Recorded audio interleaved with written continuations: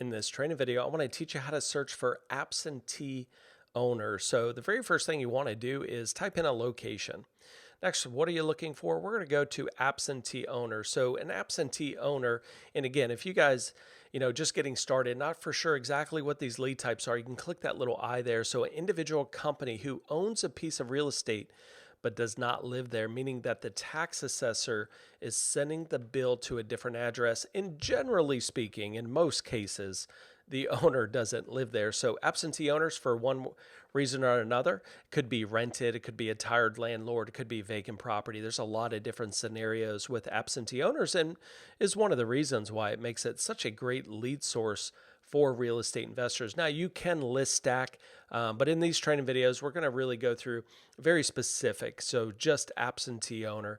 Now, once I'm selected that, I can go ahead and click that search box and see that, just over 2,500 leads. Now, generally investors are going to filter this list down, right? I want to kind of target very specific absentee owners. So when you go through that filter box, again, in this video example, you could, just select high equity. You could even select pre-foreclosure and vacant properties. But in this particular case, we're just doing absentee owners. Now, me personally, again, everybody's different, but I'm just going to target maybe single family homes, and I can do that.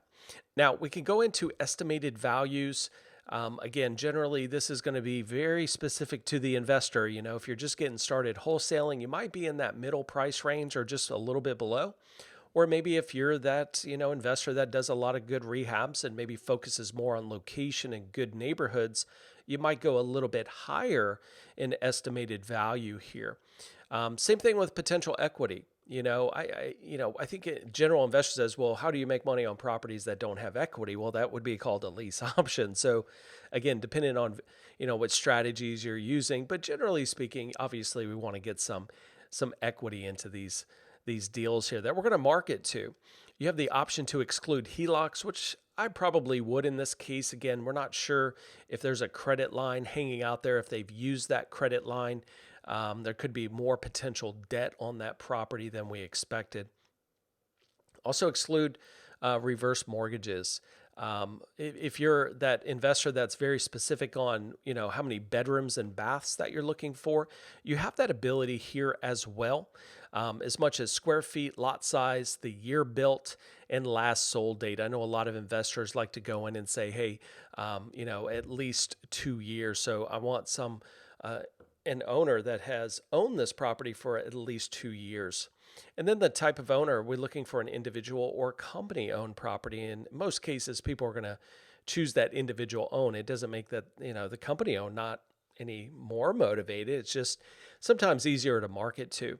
And do they live in state, out of state? So being that, this is an absentee owner, we know the tax assessor is saying they don't live in the house. So do we want to just target everybody, or do we want to target maybe just the out-of-state people? So, you have a lot of options, and I think that's extremely important. I can then apply my filters here and really start to shrink this list down. You can also use the map, which is a great tool for you to, especially with the drawing tool. If I start to zoom in and really want to just target specific areas or within a specific school boundary or even a specific neighborhood, you have that ability here with REIPro. And that just makes it so much more advanced to really pinpoint the best possible leads with the location and filters that you're looking for. So hope this training video helped, and look forward to seeing you on the next one.